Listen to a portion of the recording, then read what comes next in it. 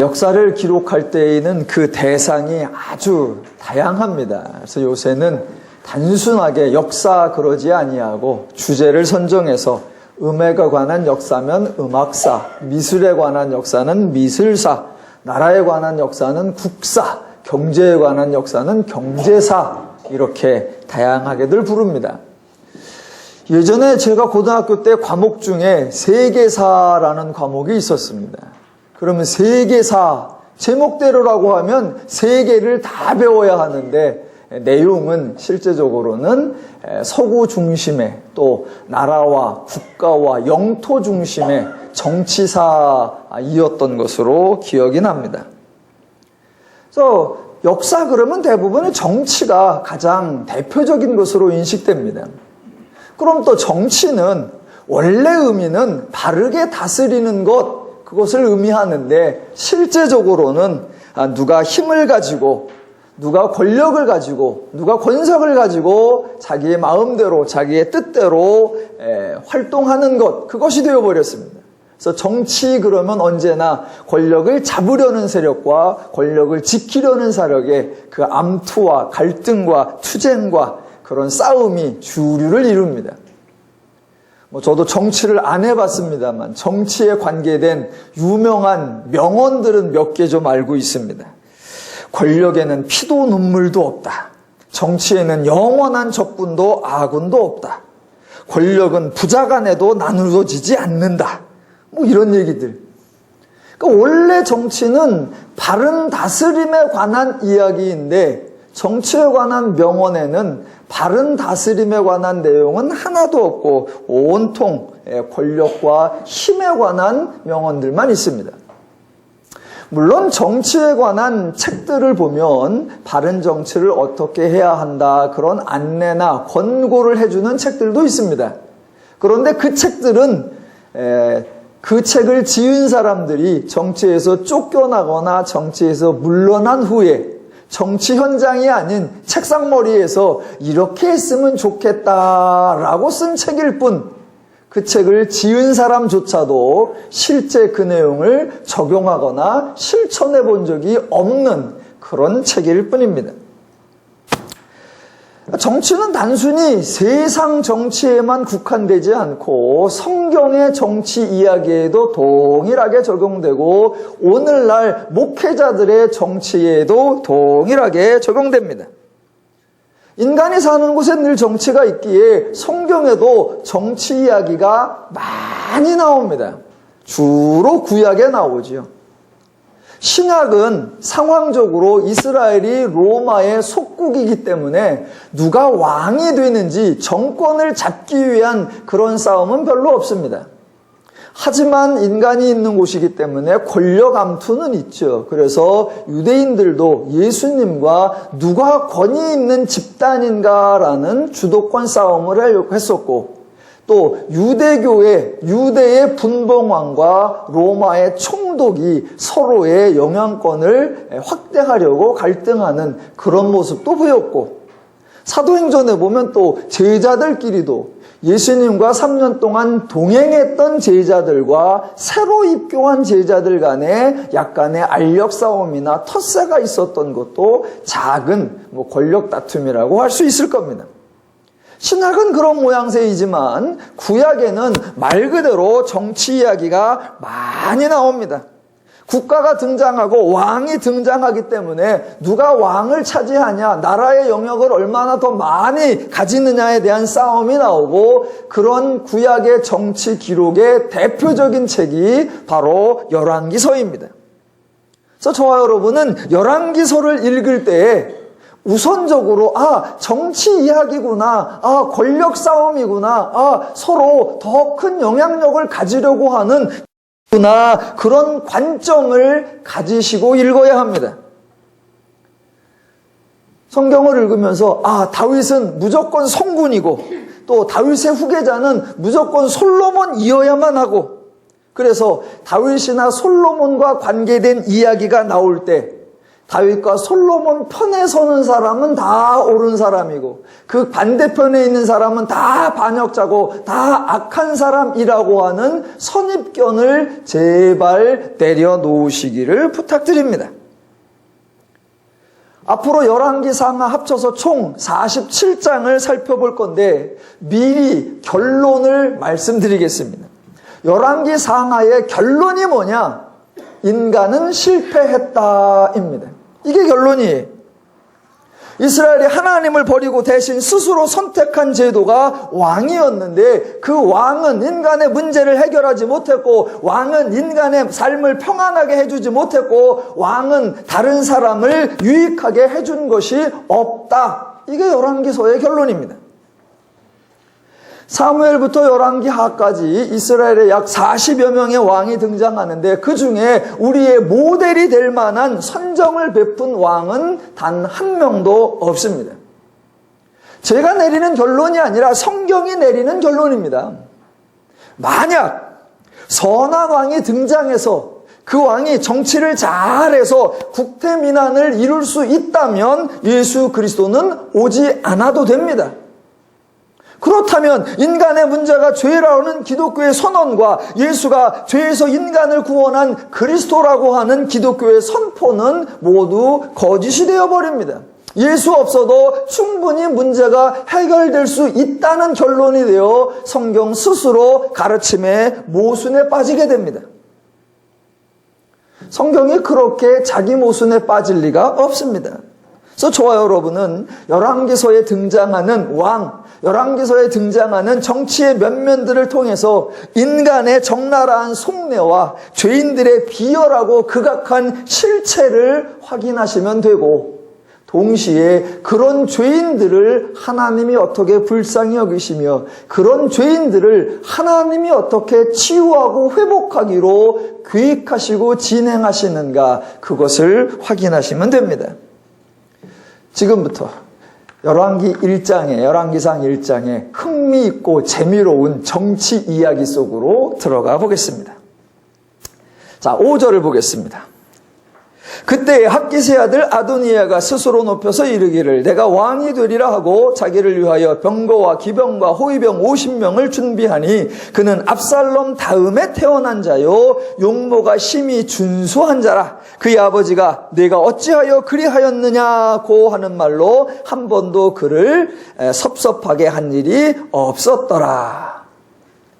우선 등장인물이 아도니아입니다. 열왕기상 전체를 해나가기 위해서 전반부에는 개요를 좀 설명하고 개요를 설명하려고 하니 여러 인물들이 좀 등장합니다. 그래서 조금 설명을 드릴 테니까 들으시고 매번 설명을 드릴 테니까 자주 들으시면 이제 익숙해지실 겁니다. 아도니아라는 왕이 있는데 아들이 있는데 사무엘하 3장 2절 이하에 보면 다윗의 아들들이 소개하는데 그 중에 아도니아는 넷째로 소개가 되고 있습니다. 헤브론 즉 이스라엘의 유다의 왕이 되어 그때까지 다윗이 얻은 아들을 6명을 소개하는데 그 중에 네 번째로 아도니아가 등장하고 그 아도니아에 대한 소개가 6절인데 6절이 아주 멋있습니다.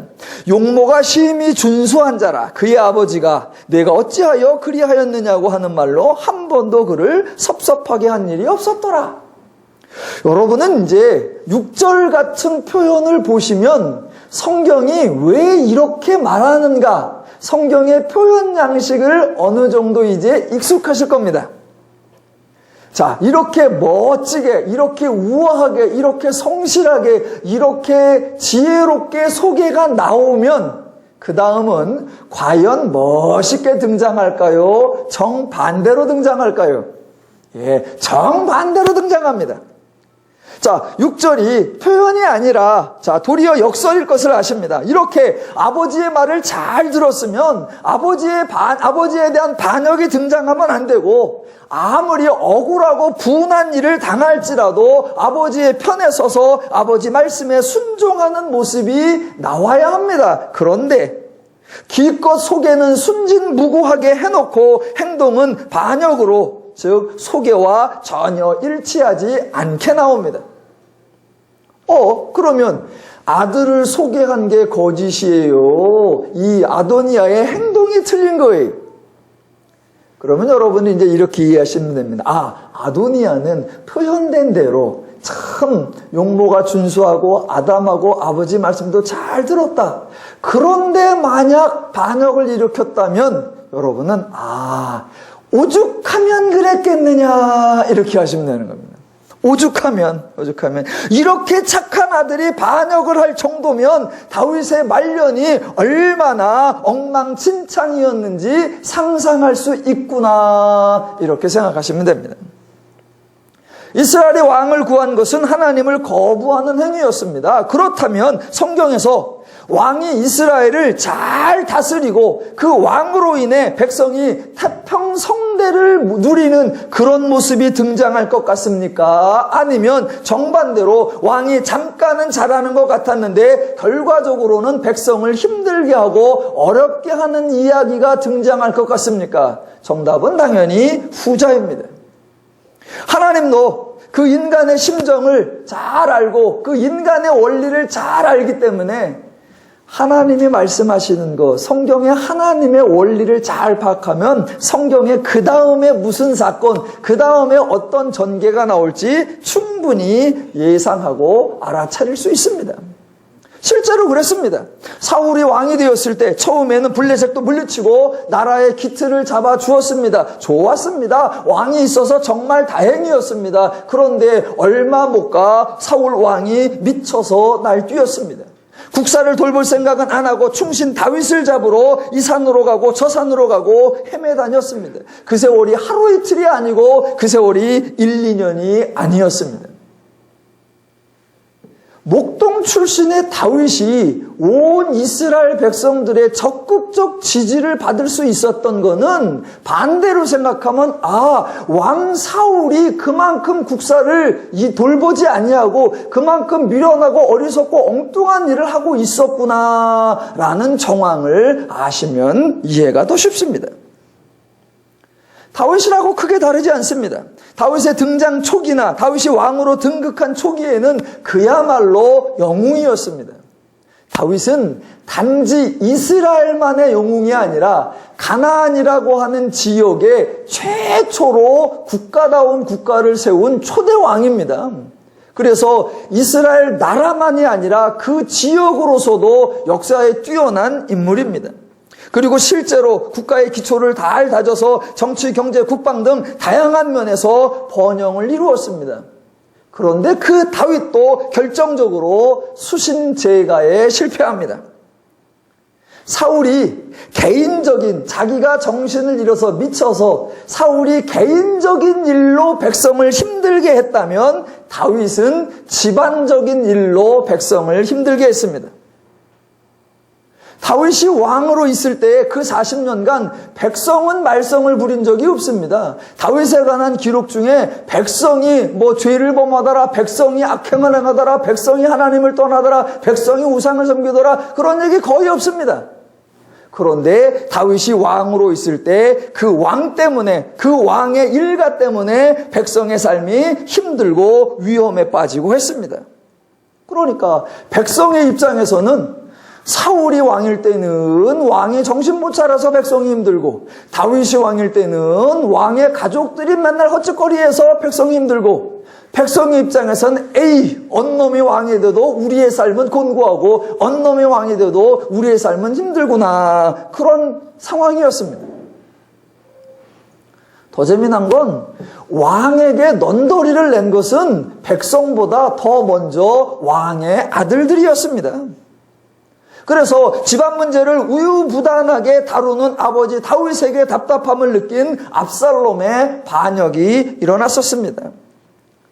다윗에게 지친 많은 백성들이 압살롬에게 호응을 해서 상당 기간 세력을 확장했었고 가까스로 다윗이 반역을 진압했지만 왕권으로 인한 백성의 피해는 참으로 컸었고 다윗의 말년에 인구조사로 인해 7만여 명의 무고한 백성들이 죽어나갔고 그런 다윗이 정말 말년에는 신하들이 선발해준 여인과 함께 지내고 있을 뿐이었습니다.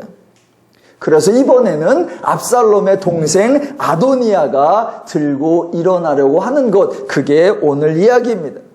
그래서 반역이 일어날 때에는 반역이 일어날 만한 불안한 시대적 상황이 있었구나라고 생각하시면 됩니다. 자, 7절을 보면 아도니아의 반역에 동참한 자들과 불참한 자들이 소개됩니다. 자, 7절. 아도니아가 수르야의 아들 요압과 제사장 아비아달과 모의하니 그들이 따르고 도우니입니다. 대부분의 성도님들은 이런 구절을 읽을 때 아무런 감정이 없습니다. 그저 읽어나갈 뿐 아무런 느낌이 없습니다. 왜냐하면 수르야가 누군지, 요압이 누군지, 아비아달이 누군지 모르기 때문입니다. 지금 아도니아의 곁에 있는 이 사람들이 대단한 사람인지 찌질한 사람인지, 그래서 이들이 함께하고 있는 것이 영향력이 큰 건지 작은 건지 대부분 모릅니다. 제가 좀 설명을 드리겠습니다. 7절을 하면서 일단 좀 놀래시기 바랍니다. 아도니아 옆에 수르야의 아들 요압과 제사장 아비아달이 있구나. 좀 놀래시기 바랍니다. 왜냐하면 이 명단은 아도니아의 반역이 단지 한두 사람이 모였거나 또는 넷째 아들이 왕권에 대한 욕망으로 즉흥적이고 감정적으로 거사를 행하고 있지 않다라는 것을 저와 여러분에게 보여줍니다. 대세는 저쪽인데 이쪽에 한두 사람이 모여서 지금 뭔가 일을 꾸미고 있는 그런 이야기가 아닙니다. 과연 아도니아는 용모가 준수한 자였고 아버지에게 인정받는 사람이었기에 이 아도니아의 거사에 참여한 사람들이 어떤 사람인가를 알면 과연 아도니아였구나라고 알 수 있는 힌트가 됩니다. 제가 조금만 설명을 드리면 아도니아의 계열 중에 첫 번째 수르야의 아들 요압입니다. 이 수르야에게는 아들이 3명이 있었습니다. 요압, 아비새, 아사헬. 이 세 사람이 모두 다윗의 충신입니다. 자, 그 중에 제일 먼저 안타깝게 아사헬이 먼저 죽습니다. 역사적 이야기를 조금만 하겠습니다. 사울 왕이 죽고 그 아들 이스보셋이 잠깐 왕이 된 적이 있습니다. 그 이스보셋의 군대 장관이 아브넬이었습니다.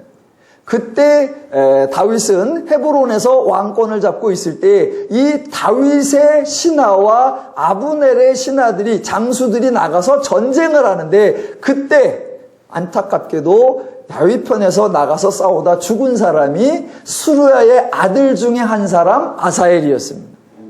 여하튼 초기에 수르야의 집안이 이 다윗과 함께 열심히 일을 했었고요. 그 다음 이 아비새하고 요압은 다윗의 모든 통치 기간 내에 계속해서 다윗과 함께 운명을 합니다. 그런데 이 왕의 입장에서 신하는, 충신은 한편으로는 정말 힘이 되는 응원군이고 다른 한편으로는 약간 불안하고 늘 걸림돌입니다. 나의 신복이라고 하는 것은 나를 가장 이해해주고 나를 가장 도와준다는 측면에서는 고마운 사람인데 나의 모든 것을 속속들이 다 안다라는 측면에서는 언제나 두려운 존재예요. 이 수르야의 아들 요압이 바로 다윗에게 그런 존재였어요. 다윗이 수르야의 아들 이 3사람에 대해서 이런 말을 합니다. 자, 사무엘하 3장 39절에 제가 한번 읽어볼게요.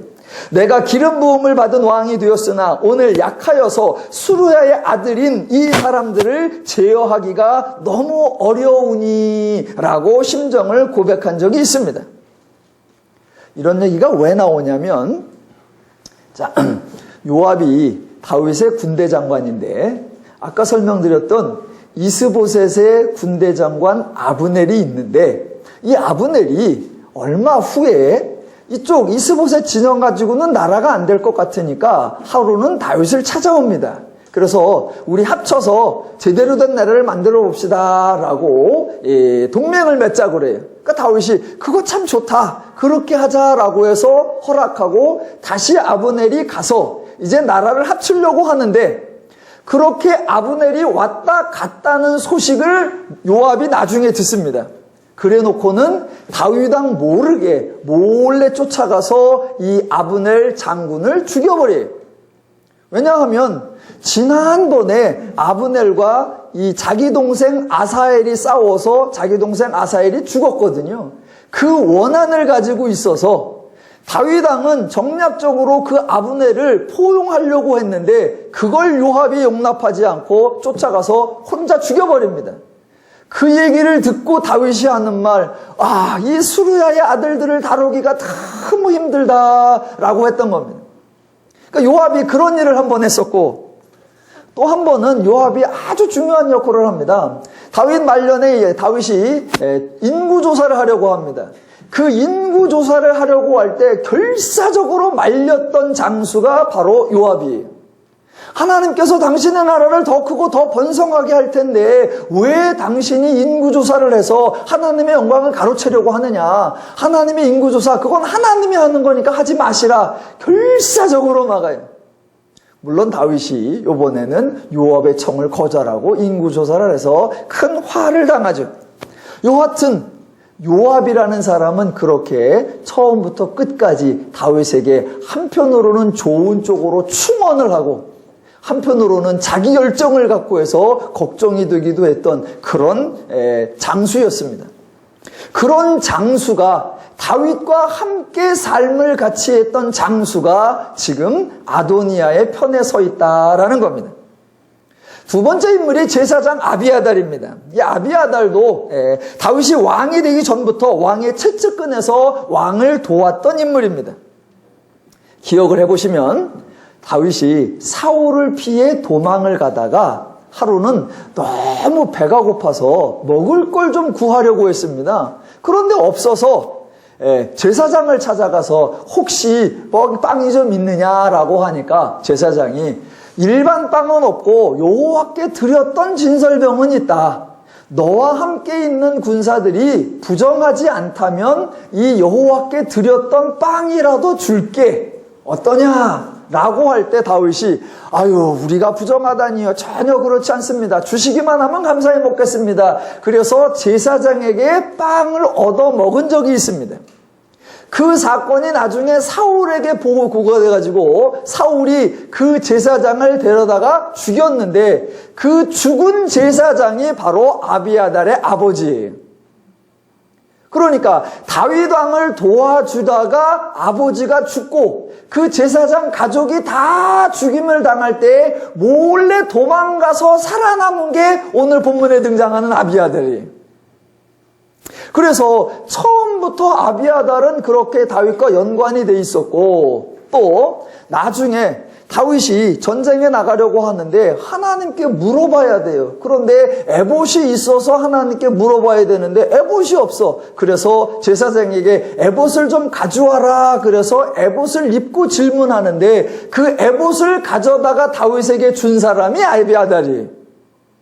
또 다윗이 법궤를 이제 예루살렘으로 이동시킬 때에 그 현장에 있던 사람이 아비아달이고 그래서 이스라엘이 나라가 기초가 다져지고 이스라엘의 공식 제사장 다윗 왕가의 공식 제사장 1호로 지정된 사람이 바로 아비아달이에요. 그러니까 아비아달이 철저하게 다윗과 함께하고 다윗을 도왔고 다윗의 친다윗 성향을 보였던 그렇게 행동했던 사람이 그런데 지금 그 다윗과 함께했던 군대 장관 요압이 아도니아 편에 서 있고 그 제사장 아비아달이 지금 아도니아 편에 서 있다는 거예요. 그러니까 다윗 왕이 있는데 아들 중에 한 놈이 내가 한번 왕이 돼볼까? 그래갖고 몇 사람 모여 그러는 게 아니라 정말로 용모가 준수하고 아버지에게 걱정을 끼치지 않던 그런 아들이 거사를 계획하고 그 거사에 왕의 최측근이었던 장군 요압과 제사장 아비아달이 합류할 정도면 다윗 왕정 말기가 얼마나 부패하고 얼마나 혼란한 상황이었는가, 그것을 여러분이 아시고 이 이야기를 진행해야 된다는 겁니다. 자, 그렇게 7절에 보면 아도니아에 동참한 사람 얘기가 나오고 8절에 보면 아도니아에게 동참하지 않은 사람들이 나옵니다. 그럼 8절은 뭐냐? 그 사람들은 또 이제 아도니아 말고 다른 파인 솔로몬 파에 속한 사람들입니다. 자, 아도니아에 관한 내용이 나오는데 그 중에 5절에서 가장 핵심 되는 단어가 서두에 나옵니다. 하나 골라보십시오. 그때 학기세 아들 아도니아가 스스로 높여서 이르기를 내가 왕이 되리라 하고, 핵심 단어가 뭘까요? 내가 왕이 되리라. 그 중에서 또 핵심 단어를 고르면 뭐가 될까요? 내가입니다. 내가. 네. 지금 아도니아가 내가 왕이 되리라 라고 말했습니다. 성경을 천천히 읽어보시면 구약성경 전체에서 구약성경에 획을 하나 그어라, 구약성경의 전환점을 하나 골라라 라고 하면 이 아도니아의 말이 하나의 전환점이 될 만큼 아주 엄청난 말입니다. 저희가 일반적으로 하나님의 창조사건, 그리고 전환이 타락사건, 그리고 전환이 창조에서 구원하시기 위하여 하나님이 계시하는 사건, 이런 식으로 내용을 구분해 나가기도 합니다만, 오늘 지금 아도니아가 내가 왕이 되리라 라고 말하는 것이 구약 성경에 나오는 엄청난 전환점이에요. 왜 그러냐면요, 여러분, 구약 성경을 천천히 읽어보면 창세기부터 오늘 본문 열왕기상 1장까지 해서 인간이 내가 하겠다라고 자처하는 내용이 지금까지는 한 번도 안 나왔습니다. 내가 하겠다라고 자처하는 내용은 안 나오고, 정반대로 하나님께서 부르시고 하나님께서 세우셔도 내가 어떻게 합니까? 라고 주저하고 망설이고 거부하는 패턴이었지, 하나님이 부르지도 않았는데, 하나님이 말씀하지도 않았는데 내가 하겠습니다 라는 이야기가 오늘 열왕기상 1장에 처음 나오는 얘기예요. 그래서 이게 어마어마한 전환점입니다. 몇 군데만 예를 들어볼게요.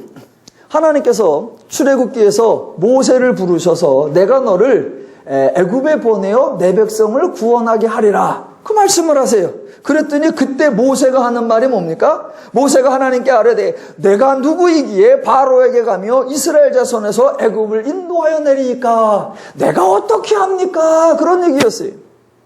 사사기에서 하나님께서 기드온을 불러서 미디안의 손에서 너희를 구원하여 내겠다라고 보내시니까 그때 기드온이 하는 말, 6장 15절, 기드온이 그에게 대답하되 오 주여, 내가 무엇으로 이스라엘을 구원하리이까? 보소서, 나의 집은 므낫세 중에 극히 약하고 나는 내 아버지 집에서 가장 작은 자니이다.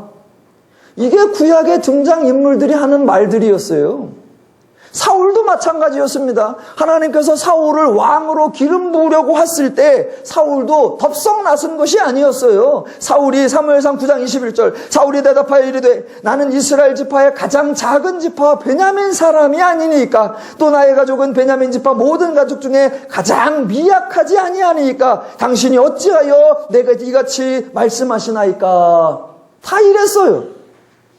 다윗도 마찬가지입니다. 사울이 다윗을 자기 딸 미가를 주어서 사위로 삼으려고 할 때 옆에 있는 사람들도 야 이거 좋은 기회다, 이번에 왕의 사위가 되라, 다 부추기려고 할 때 그때 다윗이 하는 말, 사무엘상 18장 18절, 다윗이 사울에게 이르되 내가 누구며 이스라엘 중에 내 친족이나 내 아버지의 집이 무엇이기에 내가 왕의 사위가 되리이까?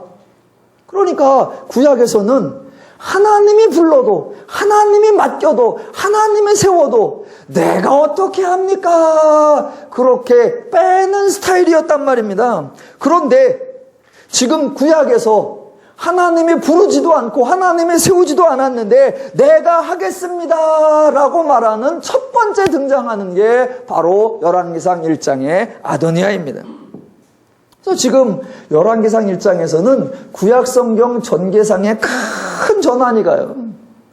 그런데 이 말을 아도니아만 했느냐? 아닙니다.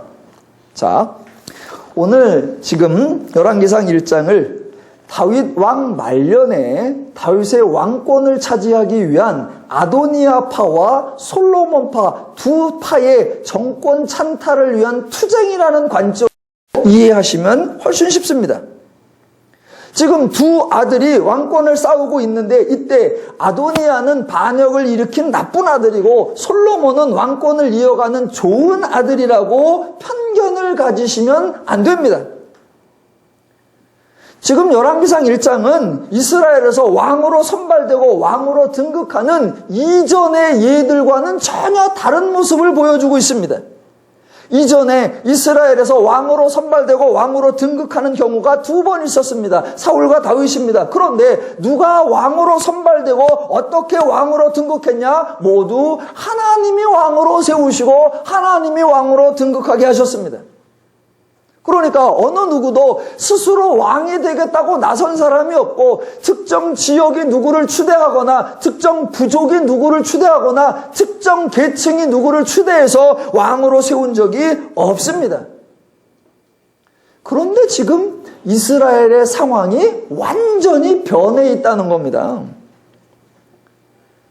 사울왕 40년 때에는 별로 변한 게 없습니다. 왜냐하면 사울 자체가 스스로도 왕권이 별로 강하지를 못했고 나라 자체도 왕권을 주장할 만한 그런 터가 안 잡혀 있었습니다.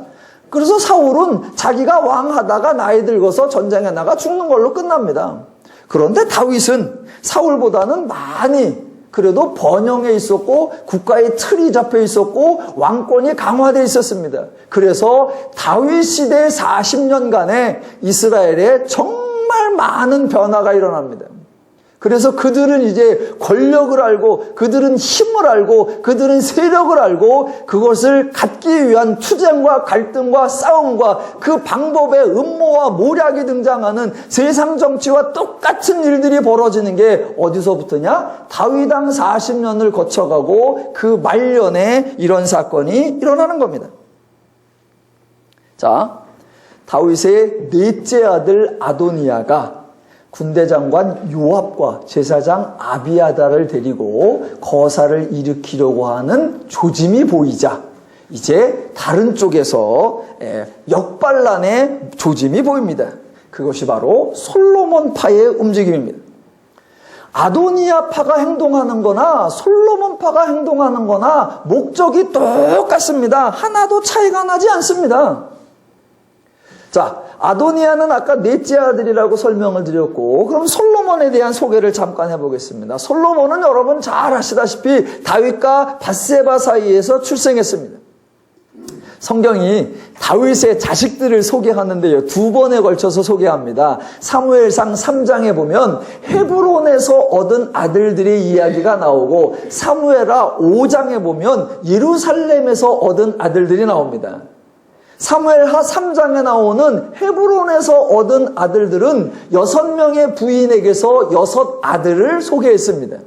사무엘하 5장에서 예루살렘에서 얻은 아들들의 소개가 이렇게 나옵니다. 5장 13절로 16절 이렇게 나옵니다.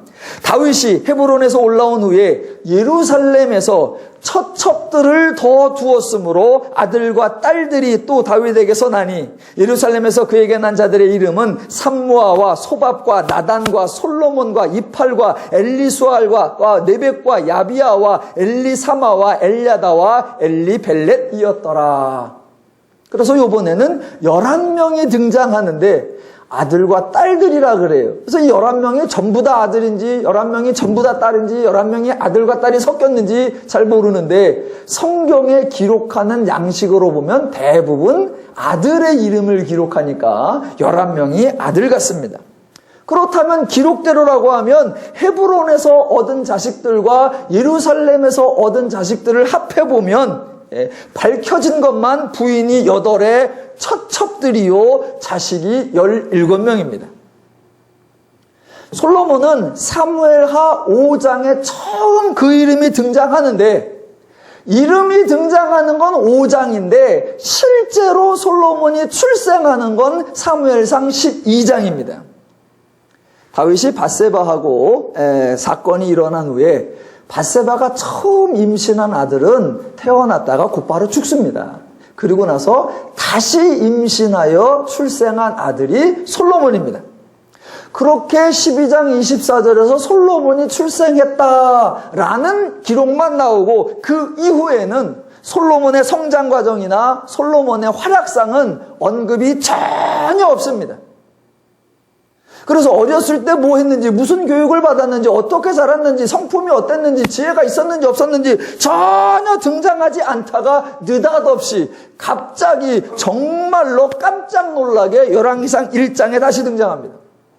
그래서 솔로몬에 대해서는 잘생겼다는 언급도 없고, 용모가 준수하다는 말도 없고, 아버지의 말을 잘 들었다는 표현도 없고, 형제들과 우애가 좋았다는 설명도 없고, 정말 아무 설명이 없습니다. 그래서 솔로몬이 어떤 사람이었는지 파악할 만한 정보가 전혀 없습니다. 형제들 간에 서열도 몇 위인지를 모릅니다. 아도니아는 알아요. 아도니아는 넷째로 태어났는데 왕이 계승 서열을 정해보면 아도니아는 꽤 높습니다. 왜냐하면 아도니아가 넷째 아들인데 첫 번째 형 암논은 지 누이 건들다가 압살롬한테 맞아 죽었어요. 그러니까 죽었지요. 그 암논을 죽였던 압살롬은 반역했다가 또 가다가 나무에 걸려 죽었어요. 그러니까 둘이 죽었어요. 그러면 형이 둘째 형 길르압인데 길르압은 성경에 없어요. 그러니까 죽었나 봐. 그러면 첫째 형, 둘째 형, 셋째 형 다 죽고 이제 남은 게 누구다? 아도니아예요. 그러면 왕이 계승 서열로 가면 아도니아가 몇 등이다? 1등이에요. 아도니아는 왕의 계승 서열 1위고 솔로몬은 몇인지를 몰라요. 다만 아들이 출생한 순서대로 따져보면 10번째예요. 10번째. 그러니까 아도니아는 다음엔 나야. 당연히 내 순서야. 라고 말할 수 있고, 그런데 솔로몬은 느닷없이 지금 엉뚱한 행동을 하고 있는 겁니다. 자, 지금 아도니아파하고 솔로몬파가 왕권을 쟁취하려고 서로 싸우는데 목적은 같아요. 왕권 쟁탈. 그런데 방식은 전혀 다릅니다. 자, 아도니아는 직접 행동합니다. 왜? 왕이 서열 1위예요. 그러니까 당연히 나야. 그래서 걱정도 안 해요. 자기 스스로 곧 왕이 되겠다라고 말하기도 하고, 그러니 당연히 참모인 요압 장군과 제사장 아비아달을 불러서 같이 모의하기도 합니다. 그렇게 직접 행동해요. 그런데 솔로몬은요, 오늘 본문에서 솔로몬은 거의 등장을 하지 않고 말도 한마디도 하지 않습니다. 오늘 열왕기상 1장에서 솔로몬은 말 그대로 투명인간이에요.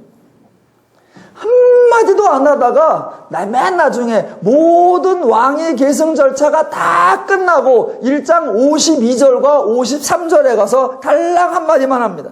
그러니까 솔로몬이 주도적으로 행동하지 않고 참모들이 완전히 모든 것을 진행합니다.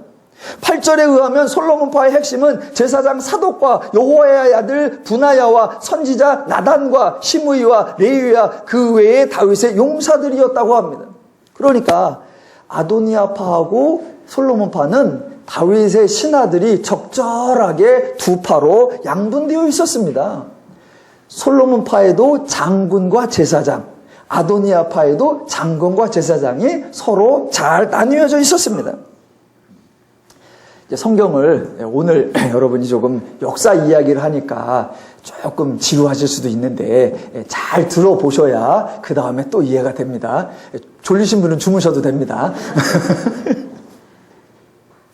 아주 재미난 게요, 하나 또, 여러분, 이쪽의 제사장이 아비아달이고 이쪽의 제사장이 사독이잖아요. 아도니아파의 아비아달, 그 다음에 솔로몬파의 사독, 이렇게 되거든요. 그런데 이 두 제사장이요, 다윗이 왕이 된 후에 이스라엘의 제사장을 임명할 때에 최초로 제사장으로 임명받은 동기생 2명이 바로 아비아달과 사독이에요. 그 두 동기생들이 이제 아들에 의하여 패가 갈려 있는 거예요. 패가 갈려요. 자, 그런데 이 솔로몬파에 있는 사람을 소개하면 이 사독이라는 사람은 사독이라는 사람은 정작 뭐 주요 활동 가운데 성전에 법궤가 예루살렘으로 올 때 그때도 같이 있었고 맨 처음 제사장으로 지명된 사람이기도 한데, 사독을 여러분이 잘 기억하고 계시면 이 사독 제사장의 계열이 이어지고 그래서 중간기에 가보면 막 제사장의 매간매직과 혼란이 나옵니다. 그럼에도 불구하고 사독의 제사장 후예가 계속 이어집니다. 어디까지 이어지느냐? 신약까지 이어져요. 그래서 사독 제사장의 후예들이 누구냐? 사두개인이에요. 사독의 후예들이 사두개인입니다. 그래서 지금 그 사독이 이 사독이에요. 사독입니다. 거꾸로 읽으시면 안 돼요. 독사가 아니에요. 자, 그래서 사독도 다윗이 왕으로 등극하는 그 과정에 함께 동행했고, 또 한 사람이 이제 선지자 나단인데, 선지자 나단은 솔로몬과 아주 밀접한 관계가 있습니다. 다윗이 밧세바와 사건이 일어났을 때 다윗에게 나타나서 여호와의 말씀을 전하면서 책망했던 사람이 나단이었고, 또 하나 중요한 건 그때 난 아들이 죽었고 두 번째 난 아들이 솔로몬인데, 그 솔로몬을 하나님이 불쌍히 여겨서 내가 참 사랑하는 아이다 라는 뜻의 이름, 여디디아라는 이름을 지어줍니다. 그 이름을 전달해 준 사람이 누구냐? 나단이에요. 그래서 하나님이 나단을 보내서 솔로몬에게 얘는 여디디아라고 하자라고 정해줍니다. 그래서 나단은 솔로몬의 출생 때부터 계속해서 솔로몬과 함께 있었고 솔로몬과 동행했었고, 그래서 아마도 솔로몬을 각별히 사랑했던 것 같습니다. 자, 지금 그래서 아도니아파와 솔로몬파가 각자의 세력을 나누어서 지금 왕권 쟁탈의 싸움을 하고 있습니다. 아도니아는 아까 말씀드린 대로 왕의 서열이 가장 앞섰기에 아주 당당하게 행동합니다. 그래서 막후에서 모략을 행하지 않고 대놓고 다이렉트로 행합니다.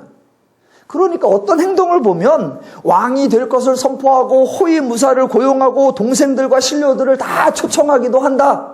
그렇게 행동하는 걸 보면 그런 근거가 있구나라고 알 수 있습니다. 여기서 하나 중요한 게, 자, 지금 아도니아가 자기 동생들도 다 초청하고 유다의 신하들도 초청했다라고 합니다. 여러분, 이게 대단히 중요한 사건입니다.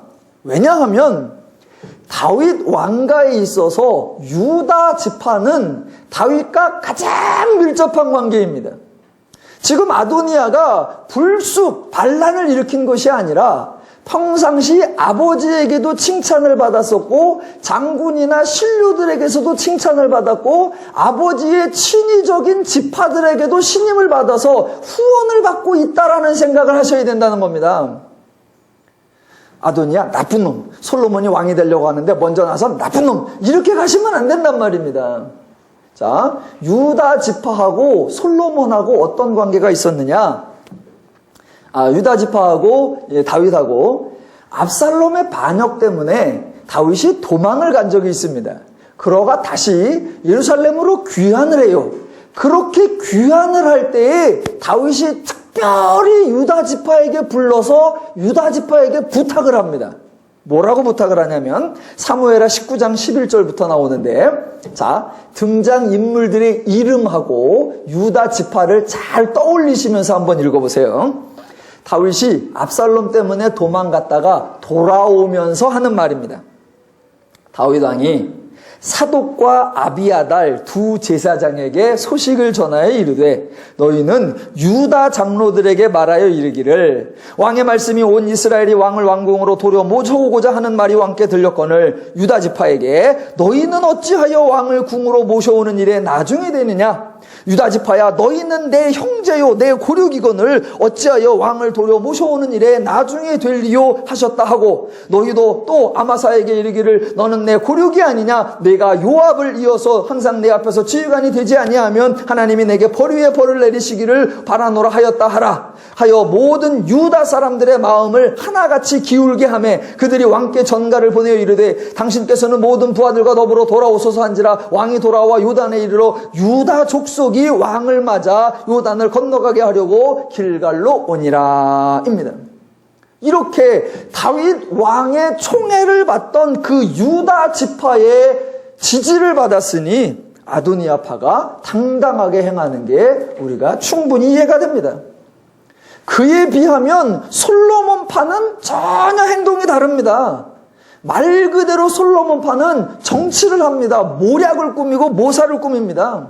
그래서 아도니아파가 움직이고 있다는 얘기를 듣고 나서 제일 먼저 나단이 일단 밧세바를 찾아갑니다. 그 밧세바를 찾아가서 지금 정황이 어떻게 돌아가는지 알고 있느냐, 빨리 왕에게 찾아가라. 그럽니다. 그러니까 이제 또 밧세바는 다윗을 다 찾아갔고, 왕이시여 지금 정황이 어떻게 돌아가는지 알고 있습니까? 어떻게 이런 일이 있습니까? 라고 합니다. 그렇게 말하고 있는 새에 나단이 또 같이 끼어들어가서 나단과 밧세바가 합석해가지고 지금 다윗을 막 쪼아댑니다.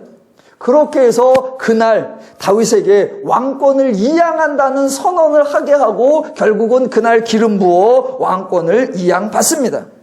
그런데 그렇게 일이 진행되어 가는 도중에도 솔로몬은 등장하지도 않고 한마디도 하지 않습니다. 제가 열왕기상 1장을 이렇게 읽으면서 솔로몬은 어디 갔을까? 솔로몬은 왜 이러고 있을까? 그러다 제가 결론에 도달한 게 있어요. 마마보이의 원조가 솔로몬인가 보다.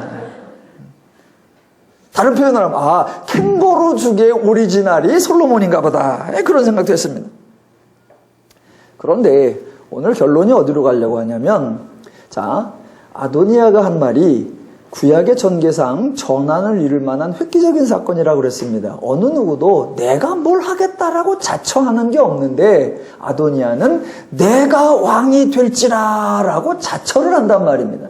그런데 그 말을 아도니아만 하느냐? 아니요. 솔로몬파도 똑같은 말을 합니다. 솔로몬에 관한 내용에서 핵심이 되는 구절이 열왕기상 1장 30절과 35절에 나옵니다. 두 구절 모두 말하는 사람은 다윗이고 듣는 사람은 30절에서는 밧세바고 35절에서는 신료들입니다. 먼저 다윗이 밧세바에게 하는 말이 30절입니다. 이렇게 말합니다. 내가 이전에 이스라엘의 하나님 여호와를 가리켜 네게 맹세하여 이르기를 네 아들 솔로몬이 반드시 나를 이어 왕이 되고 나를 대신하여 내 위에 앉으리라 하였으니 내가 오늘 그대로 행하리라. 이고요. 신료들에게 하는 말이 35절입니다. 다윗이 신료들에게 그를 따라 올라가라. 그가 와서 내 왕위에 앉아 나를 대신하여 왕이 되리라. 내가 그를 세워 이스라엘과 유다의 통치자로 지명하였느니라. 그러니까 30절과 35절의 공통 단어가 뭡니까? 내가입니다. 더 나아가 아도니아가 한 말과 다윗의 한 말의 공통점이 뭡니까? 바로 내가입니다. 아도니아도 내가 왕이 되리라 라고 말했고 다윗도 내가 왕으로 세우리라 입니다. 그러니까 양쪽 다 모두 내가 하겠다라는 차원에서 똑같습니다. 양쪽 모두 하나님에 대해서 언급하지 않는다는 사실이 똑같습니다. 똑같습니다. 아도니아는 나쁜 놈들, 솔로몬은 좋은 사람들. 그래서 솔로몬은 왕권을 이양받는 중이고 아도니아는 반역이다. 그렇게 생각하시면 안 됩니다. 중간에 좋은 얘기들이 나와요. 그런데 그 좋은 이야기들에 꼴딱 속아 넘어가시면 안 됩니다. 예를 들면 36절. 누가 말하는지를 들어보십시오. 여호야다의 아들 분하야가 왕께 대답하여 이르되 아멘. 내 주 왕의 하나님 여호와께서도 이렇게 말씀하시기를 원하오며 또 여호와께서 내 주 왕과 함께 계심같이 솔로몬과 함께 계셔서 그의 왕위를 내 주 왕의 다윗 왕의 왕위보다 더 크게 하시기를 원하나이다. 이게 하나님이 하시는 말씀이다. 분하야가 하는 말이다. 분하야입니다. 분하야. 지금 아도니아파와 솔로몬파가 있는데 그 솔로몬파에 속한 신하가 하는 말이 우리 솔로몬 하나님이 함께 하시고 하나님이 크게 하시기를 원한다. 그냥 용비어 첨가입니다. 그러면 지금 분하야의 말이 기록되어 있으니까 그런 말이 나오지. 그러면 아도니아파에 모인 신하들은 아도니아를 향해서 이런 말을 했을까요? 안 했을까요? 당연히 했지요. 당연히 했지요. 요압도 그렇고 아비아달도 그렇고 유다의 신하들도 당연히 그랬겠죠. 여호와께서 우리 아도니아를 축복하시고 여호와께서 아도니아의 왕위를 크게 하시기를 원하노라. 예, 그건 양쪽 다 하는 말이에요. 또 비슷한 말이 39절. 이번에도 누가 하는 말인지를 기억하십시오. 제사장 사독이 성막 가운데서 기름 남은 뿔을 가져다가 솔로몬에게 기름 부으니 이에 뿔나팔을 불고 모든 백성이 솔로몬 왕은 만세수를 하옵소서 하니라. 예, 솔로몬 지지 세력이 모였으니 솔로몬 파 백성들이 이렇게 하는 겁니다. 그러면 아도니아 지지 세력이 모였으면 아도니아 파 백성들도 이렇게 얘기하는 겁니다. 지금 어느 한쪽이 옳고 어느 한쪽이 나쁘다가 아니라 이스라엘의 실상이 이 정도가 되었다. 양쪽이 지금 전부 다 왕권 찬탈을 위해 똑같은 음모로 싸우고 있다라는 겁니다. 물론 결과적으로 이 투쟁은 솔로몬파의 승리로 끝납니다. 그런데 오늘 제가 한 가지만 역설을 해보면, 여러분, 아도니아는 굳이, 이런 말은 필요 없지만 굳이 한번 해보면 아도니아는 왕이 계승서열 1위예요. 그래서 와, 내가 계승성이 있어, 서열 1위니까 내가 곧 왕이 될 거야. 그래서 왕이 될 것을 준비해가면서 잔치를 하고 있습니다. 대신 아직 아버지 다윗이 살아있으니까 가만히 있는 거예요. 대신 자기들이 할 일을 즐거워하고, 그에 반하여 솔로몬은 신료들을 쫓아가서 왕을 겁박하고 왕에게 추궁해서 그 자리에서 왕이 멀쩡히 살아있는데 왕권 이양을 받아내고 기름을 받아냅니다. 굳이 따지자면 누가 나쁜 놈이에요? 대답은 여러분이 하셨습니다. 지금 열왕기상 1장에서 왜 이 이야기가 나올까? 오늘 지난주하고 오늘하고 혹시 너무 심하게 몰아가는 거 아닌가? 그동안 내가 듣던 거하고 많이 다르네. 걱정하실 수 있습니다. 그런데 다음 주 한 번 더 나가보시면 다윗이 과연 죽어갈 때 솔로몬에게 무슨 얘기를 하는가? 그리고 그 솔로몬이 4장, 5장, 6장 넘어갔는데 어떤 조치들을 취하고 그때 하나님이 어떻게 반응하시는가? 보시면 깜짝 놀랄 겁니다. 솔로몬 이야기 1장부터 12장까지 나오는데요. 하나님은 거의 등장을 하지 않습니다. 거의 등장을 하지 않아요. 지금 왜 이야기를 해주느냐? 사람들은 인간의 문제가 지도자의 부재, 어떤 제도의 부재, 상황과 조건의 나쁨, 그런 것이 문제라고 생각했습니다.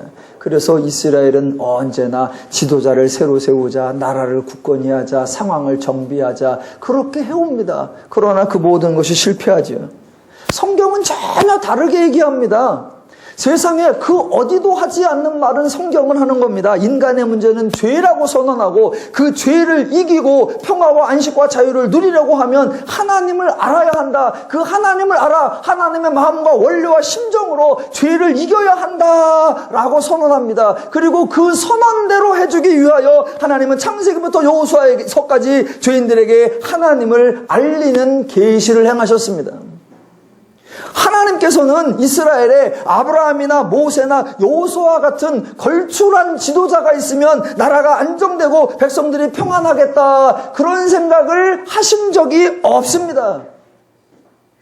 그래서 하나님의 약속을 이루어가는 과정인 아브라함부터 여호수아서까지는 그래도 지도자를 세워서 일하셨지만 그 모든 가르침을 마치시고 완성했을 여호수아 이후부터는 하나님은 지도자를 세우시지 않았습니다. 왜? 사람으로 해결될 문제가 아니었기 때문입니다. 또 하나님은 제도를 잘 정착시키면 나라가 안정될 것으로 기대하지 않으셨습니다. 하나님이 이스라엘에게 여러 절기와 제도를 주셨지만 사무엘서부터 사사기부터 사무엘을 거쳐 열왕기까지 오는 동안에 절기와 제도가 전혀 영향력을 주지 못했다는 것을 저 여러분은 알고 있습니다. 그런 하나님이 갑자기 누가 왕이 되느냐에 따라 나라가 달라질 수 있다고 생각해서 누구를 왕으로 세울까? 거기에 한쪽 편을 들으실 리가 전혀 없습니다. 아도니아가 왕이 되면 나라가 불안해지고 솔로몬이 왕이 되면 나라가 안정될 것으로 전혀 기대하지 않으십니다. 하나님은 아도니아 편이 되지도 아니하시고 솔로몬의 편이 되지도 않습니다. 그래서 왕권을 이양받는 열왕기상 1장에 하나님은 아예 등장하지 않고 아예 나타나지도 않고 아예 말씀하지도 않습니다. 오늘 열왕기상 1장에서 가장 희한한 것은 왕이 되고자 하는 아도니아파도 단 한 사람도 하나님께 물으러 가자라고 하는 사람이 없고, 솔로몬파도 단 한 사람도 하나님께 물으러 가자 하는 사람이 없고, 다윗조차도 하나님께 물으러 가자라는 말을 아무도 하지 않습니다. 원래 예정대로라고 하면 열왕기상 1장의 레퍼토리가 이렇게 끝나야 합니다. 아도니아파가 그렇게 세력을 일으키고 솔로몬파가 그렇게 세력을 일으켜서 누군가는 다윗에게 쫓아오니까 다윗은 왜 엉뚱한 짓을 하느냐, 이 나라의 하나님 왕이 되는 것은 하나님이 부으셔야 되고 하나님이 세우셔야 되고 하나님이 도우셔야 한다. 나는 누구를 왕으로 세우는 거에 자격이 없다. 하나님이 하셔야 하고, 너희들 모두도 하나님 뜻에 맞게 행하는 자, 하나님이 그를 도우실 거니까 삶을 돌아보고 하나님의 말씀을 기억하고 하나님의 뜻대로 살려고 노력하라. 그렇지 아니한 모든 행위들은 다 헛것이다 라고 선언을 해야 되는데, 다윗은 전혀 그런 말을 하지 않습니다. 한다는 말이, 아도니아도 내가 왕을 되리라. 그랬더니 다윗도 내가 왕을 세우리라. 그래서 성경을 읽으실 때 흐름을 잘 이해하셔야 됩니다. 이 사건이 하나님이 주도하시는 사건인가, 인간들이 주도하는 사건인가, 성경에 이 사건을 모범적 사례로 제시해주고 있는가, 실패적 사례로 제시해주고 있는가. 열왕기상 1장에서는 이스라엘이 하나님의 뜻을 찾지도 구하지도 아니하면서 서로 자신들이 왕이 되기로 하는 죄인들의 싸움을 보여주고, 그 싸움은 일단 솔로몬의 승리로 끝납니다. 그런데 하나님의 뜻과 하나님의 의도를 구하지 않은 자기의 열정과 자기의 욕망과 죄의 원리로 왕이 된 이 나라가 이제 어떻게 될 건가? 다음 주부터 계속해서 그 나라가 얼마나 패륜적이 되어가며 그 나라가 얼마나 백성을 곤곡해 나가는지 그 참담한 비극을 목격하시게 될 겁니다. 다음 주에 안 나오시면 크게 후회하십니다. 오늘날도 마찬가지입니다. 하나님은 네 뜻을 포기하고 하나님 뜻대로 하라, 네 의도를 버리고 하나님 명령대로 하라, 그런 말이 아닙니다. 생각하고 판단하고 결정해야 하는 건 내가 맞습니다. 그러나 내가 하나님의 뜻으로 할 거냐, 죄의 뜻으로 할 거냐. 그런데 아도니아도 다윗도 하나님의 뜻이 아닌 내가, 그게 결국 뭐의 뜻이에요? 죄의 뜻이에요. 그 결과가 이제 참담하게 나올 겁니다. 저와 또 우리 교회가 언제나 하나님의 뜻을 알고 그 하나님의 뜻이 우리에게 좋은 것을 분별하여 스스로 하나님을 사랑하고 하나님의 말씀에 순종하여 하나님의 열매를 맺으며 누려가는 복된 삶 되시기를 주님의 이름으로 축원합니다.